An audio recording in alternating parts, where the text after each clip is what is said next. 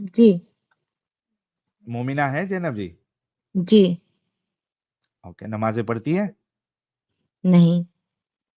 नहीं पढ़ती, ऐसी कैसी मोमिना है आप जो नमाज़ें ऐसा कौन करता है? एक्चुअली कुरान पढ़ लिया है मैंने। हाँ, ओके। इसलिए नहीं करती हूँ कुछ भी। तो कुरान पढ़ने से तो उल्टा अल्लाह उसमें कुरान की एक आयत है, हमारे एडम साहब भी आ गए, वेलकम एडम साहब। वो अभी अ, वो आयत भी पेश कर देंगे, मुझे आयत नंबर याद नहीं है। अल्लाह तो कहता है कि अल्लाह के ज़िक्र से दिलों को इत्मीनान हासिल होता है।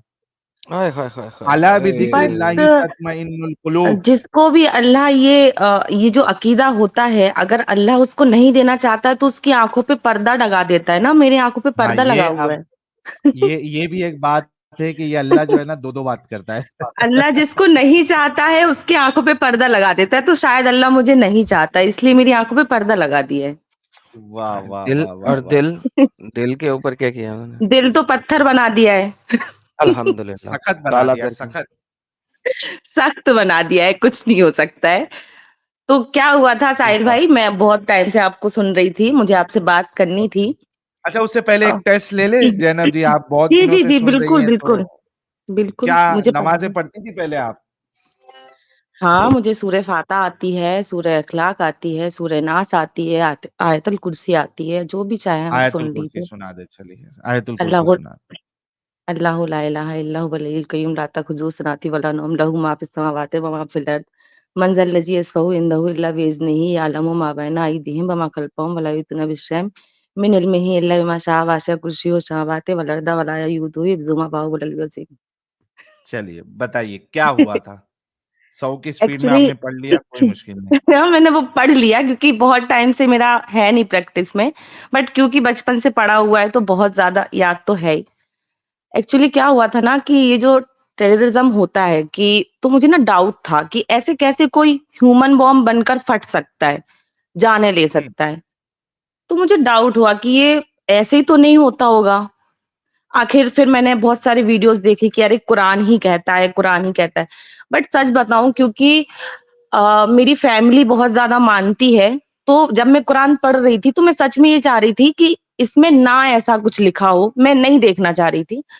बट जब वो पारा नंबर 5 पे आई मैं और वहाँ पे मैंने ये लिखा हुआ देखा कि जो लोग इस्लाम को नहीं मानते हैं, आप उनका कत्ल करो, जिहाद के लिए निकलो और फिर जो वहाँ से जीती हुई जो तुम्हारी लौंडियाँ हों, उनके साथ चाहें तो आप ज़िना करें, चाहे तो उनसे निकाह करें। मतलब वही स्लैब बना के रखे, कुछ फ़र्क नहीं पड़ता है। तो फिर वहाँ से ना पता चल अच्छा, गया, 1 मिनट रियलिटी पता दीजिएगा। चल गई। हाँ, जी, ज़ैनब जी, आई एम रियली सॉरी, ये देखिए हमारे सलमान भाई हमको कॉन्टैक्ट करने की कोशिश कर रहे हैं। जी, जी, जी। असल में ये बात बिल्कुल सच भी हो सकती है, क्योंकि सलमान साहब तक जो है वो हमारा मैसेज पहुँचाया गया था, हमारे बारे में बताया गया था और उसके बाद फिर हुँ, ये मैसेज आ रहा है। जी। तो ये कह रहे हैं कि I am from Salman Khan भाई's ऑफिस, सलमान भाई wants to talk to you, are you free on 15th March? Your contact number is correct, can I talk to you tomorrow, this is not a fake account. तो भाई जय साहब, जो number नीचे जा रहा है उसमें व्हाट्सएप नंबर चल रहा है, आप उस पे मुझे मैसेज करिए, फिर हम आगे जो है आपसे बात करेंगे। नंबर सही है जो नीचे चल रहा है, उस पे आप मुझे व्हाट्सएप मैसेज करिए। Thank you so much. भाई लोग, मैं फिर से बता दूं कि ये बिल्कुल सही हो सकता है, क्योंकि परसों ही सलमान खान साहब, शाहरुख खान साहब तक हमारी बातें बताई गई है, स्ट्रीम को पहुंचाया गया है। तो पॉसिबल है कि वो हमसे जुड़ना चाहते हैं, बात करना चाहते हैं। देखते हैं क्या होता है मामला। तो आप मुझे जो है वो नंबर पे मैसेज कर सकते हैं। जी, Zainab ji, thank you so much and really sorry. बताइए आप अपनी आगे की बात। It's okay. जी, तो बस वहाँ से मुझे मेरा जो अकीदा था इस्लाम को लेकर, वहाँ से मेरा टूट गया। उसके बाद आँखें खुल गई मेरी कि जो हो रहा है ना, वो ऐसे ही नहीं हो रहा है। क्योंकि हमारे तक क्या होता है ना, जो अरबी में लिखा हुआ है ना कुरान, वो कोई पढ़ता ही नहीं है। सब बस उसको पढ़े जा रहे हैं, कोई उसका ट्रांसलेटर कर मतलब कभी देखता भी नहीं है कि आखिर हम पढ़ क्या रहे हैं। जबकि कहा जाता है कि आप दिन भर में 1 बार तो कुरान उठाकर पढ़ो। आपका हुँ, दिल पत्थर होगा अगर आपका कुरान रखा हुआ है और आप उसको पढ़ नहीं रहे हो तो पढ़ो।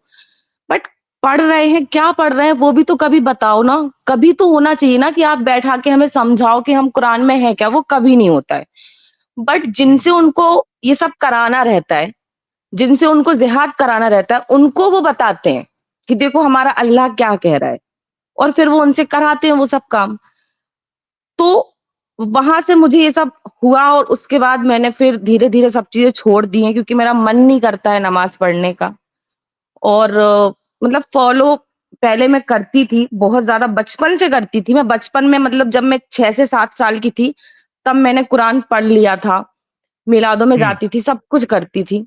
बट जब बड़ी हुई, समझदार हुई, और जब ये सब देखती थी मैं कि आए दिन बॉम्ब फट रहे हैं, लोग एक-दूसरे को मारने पे पड़े हुए हैं, और हर मुस्लिम ही क्यों एक आतंकवादी निकल कर आता है? आखिर ऐसा क्यों है? वहाँ से डाउट हुआ, इसलिए वो कुरान पढ़ने की हिम्मत की। बट उसके बाद ना मुझे समझ नहीं आता है कुरान। मैं बोलूँगी कि बहुत ही ज़्यादा ऐसा है कि समझना बहुत मुश्किल है उसको। मैंने 10 पारे तक पढ़ा, उसके बाद नहीं पढ़ा, क्योंकि दिमाग को एकदम खराब करने वाली चीज़ है।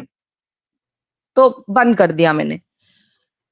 बट लोग समझते ही नहीं है। अगर उनको बोलो कि आप पढ़ो तो सही, आप उसको पढ़कर जान सकते हो। जो चीज़ आप रोज़ पढ़ रहे हो, जिसका आपको इल्म नहीं है कि आप पढ़ क्या रहे हो, आप पता, लोग सच्चाई नहीं जानना चाहते हैं। उसके पीछे एक ही रीज़न है, डर। क्योंकि आप क्वेश्चन कर नहीं सकते हो। मैंने क्वेश्चन करने की कोशिश भी की। मैंने मेरे कॉन्टेक्ट में जो हो सकता था, मैंने वहाँ तक बात पहुँचाई। किसी हज़रात तक बात पहुँचाई कि ये जो लिखा हुआ है, ये क्यों लिखा हुआ है? क्या ये सच है? तो वहाँ से मुझे कोई जवाब नहीं आया। मतलब क्लियर होता है ना, डाउट है तो आप क्लियर करो। क्लियर नहीं हुआ। वहाँ से मुझे जवाब ये मिलता है कि आप अगर कुरान पर सवाल उठा रहे हो, तो आप अपनी दुनिया और आखिरत बिगाड़ रहे हो। मतलब आपने सही। मुझे भी डरा दिया। मेरा डाउट तो क्लियर नहीं किया, मुझे डरा दिया। अब अगर मैं बिल्कुल। चाहूँ कि हाँ, ठीक है, मैं मेरी दुनिया बिगाड़ रही हूँ, आखिरत बिगाड़ रही हूँ, वो मरने की बात है, दुनिया भी देख लेंगे। अभी आप मुझे बताओ तो सही, तो वो बताने क्यों बताएँगे ना मुझे? क्योंकि मुझसे उन्हें जिहाद नहीं करवाना है। जिससे जिहाद करवाना है उसको वो बता भी देते हैं, और उसको इस तरह से उनका ब्रेन वॉश करते हैं ना कि वो कर भी लेते हैं। हाँ। वो समझ लेते कि हाँ, क्योंकि मेरे अल्लाह ने बोला है तो मुझे ह्यूमन वॉर्म बनाओ, मैं जाता हूँ, मैं फटूँगा वहाँ जाकर। और अभी जो आप बात कर रहे थे कि इस्लाम में ये जो सेक्स लैब्स जो सब होता है, ये क्यों होता है? क्यों ये क्यों किया है भई? कौन करेगा? एक ऐसा रिलीजन जो आपको अलाउ करता है कि हाँ, आप करो। बट मुझे लगता बिल्कुल। है कि ऐसा नहीं है कि वो आप आफ्टर जंग पे जाने के बाद जो मिल रहा है, ऐसा कुछ नहीं है। एक्चुअल में एक लड़की जिससे उसका निकाह होता है ना हस्बैंड के साथ, उसके साथ भी डेली एक वही सब हो रहा होता है। अगर बीवी का मन नहीं है, तब भी, क्योंकि अगर आपके हस्बैंड का मन है, तो आपको करना है। अगर आप प्रेग्नेंट हैं, तब भी आपको करना है। अगर सही। आपका दुःख है, दर्द है, कुछ भी है, तब भी आपको करना है। क्योंकि आपके हस्बैंड का मन है। आप मना नहीं कर सकते हो। शौहर कहा जाता है ना, खाविंद खुदा के बराबर है। तो खुदा के बराबर है, तो क्या खुदा हर टाइम सेक्स चाहता है क्या? सेक्स ही करना सही। है क्या उसको पूरे टाइम? हुँ। और मेरे को एक रीज़न और समझ में आता है, जैसे कि मैंने देखा कि जैसे प्रेगनेंसी का जब टाइम होता है ना, तो किसी और रिलीजन में प्रेगनेंसी के टाइम पर जो जैसे 1-2 मंथ के बाद जब वो हेवी पीरियड चलता है, जो वो टाइम होता है कि सेकंड मंथ से थर्ड मंथ से 9 मंथ तक, उस टाइम पर बहुत सारे रिलीजन में ऐसा है कि आप सेक्स मत करो। बट तभी मैंने देखा, जैसे कि बच्चे जब जैसे शादी के बाद जो जैसे बच्चे पैदा होने का जो टाइम होता है ना, कि इसमें गैप आता है, 2 से 3 साल में बच्चे पैदा होंगे किसी और रिलीजन में। बट हमारे यहाँ ऐसा नहीं होता है। हमारे यहाँ आज शादी हुई है, उसके 9 महीने बाद आप बच्चा ले लो। उसका सही। कारण क्या है? उसका कारण ये है, क्योंकि उसको फ़र्क नहीं पड़ता है कि उसकी जो बीवी है वो प्रेग्नेंट है, वो सेक्स नहीं कर पाएगा। मतलब क्या होता है ना कि शादी के बाद एक एक पीरियड होता है जब आप अपने पार्टनर के साथ रहते हो, उसके साथ एन्जॉय करते हो वो टाइम। तो उतना टाइम लो आप, 1 साल, 2 साल, 3 साल लो, देन फिर आप बच्चे पैदा करो। बट उसको नहीं फ़र्क पड़ता ना, क्योंकि उसको तो वो टाइम पीरियड जो उसको सेक्स का चाहिए, वो उसको प्रेगनेंसी के बाद भी मिलेगा। अगर वो प्रेग्नेंट है, तब भी वो सेक्स कर सकता है। तो उसको क्या करना? कि भाई अभी प्रेग्नेंट नहीं करो, नहीं तो अभी हम वो हनीमून जो पीरियड है हमारा वो कैसे एंजॉय करेंगे। मुस्लिम को नहीं फर्क पड़ता है, क्योंकि वो प्रेग्नेंट हो जाएगी, वो 9वें महीने में भी होगी ना, तब भी वो उसके साथ सेक्स करेगा। बट किसी और रिलीजन में वो सेक्स वो जो पीरियड होता है प्रेगनेंसी का, उस टाइम पर दूर रहना ही होता है। तो पहले वो एंजॉय करते हैं साल 2 साल, देन वो फिर बच्चे का सोचते हैं, प्लानिंग करते हैं। बट हमारे यहाँ नहीं होता है, हमारे यहाँ तो आप करो, बच्चा पैदा हो वो जाने के बाद भी करो। उसकी वजह ये है ना, क्योंकि आप देखिए इस पे हमने एक स्ट्रीम भी किया है, जिसकी ये सोच है कि भाई पालने वाली जात अल्लाह की है, रिस्क देने वाली जात अल्लाह की है। रिस्क यानी आप इस डर से अपने बच्चों का कत्ल नहीं करो कि भाई उनको रिस्क कौन देगा, अल्लाह है उनको रिस्क देने वाला। फिर रसूलुल्लाह की हदीस है कि ऐसी औरत से शादी करो जो ज्यादा बच्चे पैदा करती है, ताकि वो कयामत के दिन जो है मेरे जो नंबर ऑफ फॉलोअर्स है उसको बढ़ाने में उसने मदद की है। जब आपकी सोच यानी इस्लाम आपको इस तरीके की सोच देगा, तो जाहिर सी बात है कि शादी होते साथ ही आपको बच्चा जो है पहले साल में ही नजर आ जाता है। अभी भी ये चीज नजर आती है, लेकिन अभी मैं चेंजेस ये देख रहा हूँ कि कई सारे मोमिन हजरात जो है वो इस नहीं चीज नहीं को नहीं, वो चेंजेस नहीं है। उसका मैं रीजन आपको बताऊंगी, वो चेंजेस नहीं है। एक्चुअली आजकल लड़कियों का ना नॉर्मल प्रेगनेंसी बची नहीं है। आजकल मेडिकल प्रॉब्लम पहले होती है, पहले ट्रीटमेंट चलेगा, क्योंकि ये पीसीओडी पीसीओएस जो चल रहा है, जो सिस्ट वगैरह जो लड़कियों को हो गए हैं, वो जो रेट है वो 90% तक पहुंच चुका है लड़कियों में। हर ओके। हर एक में से 5 लड़की जो होती है ना, वो उसको पीसीओडी है। और पीसीओडी में कंसीव करना आसान नहीं होता है।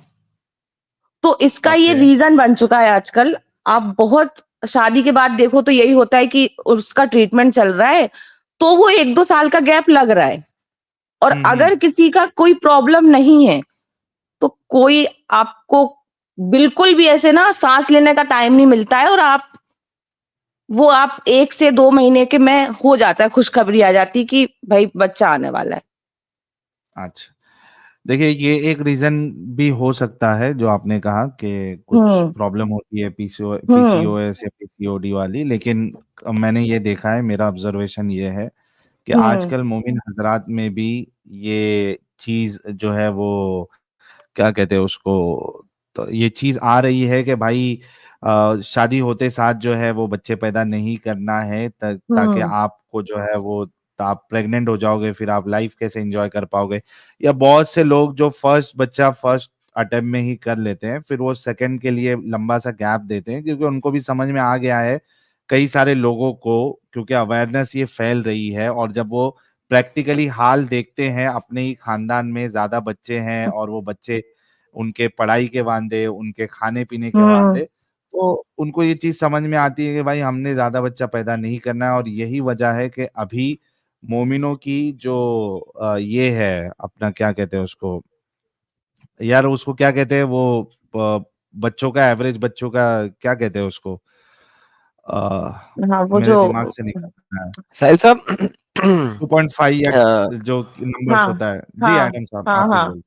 साहिल साहब नीचे कुछ मोमिन है बड़े फुदक रहे हैं, हाँ, उनको तो भी ले लेते हैं। थोड़ा-सा तो वो वक़्फ़ा जो करें। नंबर, हाँ, मैं अभी ले लेता हूँ उनको। तो वो जो नंबर है, बर्थ रेट जो है वो कम होते जा रहा है। मोमिनों में भी हुँ, पहले के मुकाबले में अभी कम आया। Fertility rate, thank you hmm, so much. Hmm, hmm, fertility rate, hmm, तो ये कम होते जा रहा हुँ, है, तो उनको भी समझ में आ रही है चीज़ें। बट ख़ैर, लेकिन ये बात बहुत अच्छी लगी हमें कि आपके अंदर जो है ये कल्ट के बारे में जो इसकी हकीकत है, आपको समझ में आ गई और आप इससे बाहर निकल गई। कांग्रेचुलेशन सो मच ज़ैनब जी, बहुत अच्छा लगा। और खुश रहिए थैंक यू आप सो मच। और हमारे चैनल को थैंक यू देखते सो मच। रहिए। Thank you so thank you so much. Much. Thank you so much Sahil भाई। Thank you.